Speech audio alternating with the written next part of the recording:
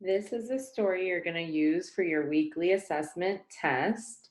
Remember that when you're reading through this story, to be thinking about the main problems, how it's solved, and the theme of the story. If you want to challenge yourself so that you can become a better reader, I would say you might want to mute the video and read it by yourself. Or you can have me read it. You can listen to me read it first and then you can mute it and read it again. I suggest that you listen or read it at least 2 times before you go and answer your questions. Okay. Read the story, The Legend of the Blue Bonnet, before answering the questions in your Edmodo quiz. The Legend of the Blue Bonnet. Long ago, in the land where the Comanche people lived, there was a terrible drought. The drought was so bad that it had not rained for years.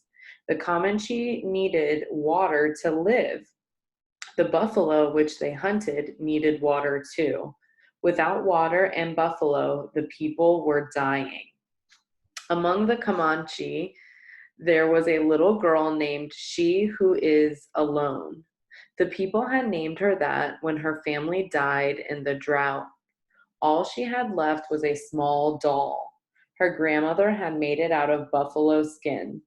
Her mother had painted the doll's face with berry juice. Her father had gathered blue jay feathers to decorate its hair. She who was alone slept with her doll every night. The leaders said, "We will go to the top of the hill and talk with the great spirits. We will find out how to end this drought."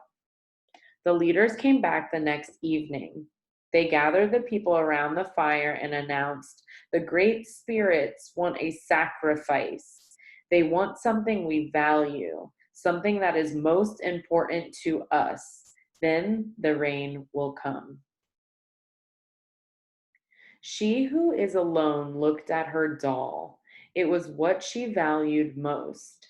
After everyone was asleep, she snuck out to the fire. She dropped her doll into the flames.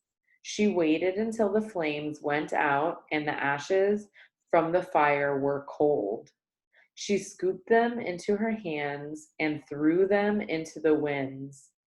Then she who was alone went back to her teepee and slept.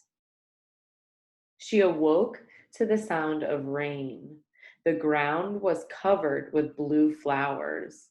"Who gave the sacrifice to the spirits?" the people asked. "It was I," said she who was alone. She looked around and smiled. "The flowers are the same blue as the feathers in my doll's hair." From then on, the people gave her a new name, She Who Dearly Loves Her People. And every spring, beautiful blue flowers fill the Texas land. We call them blue bonnets.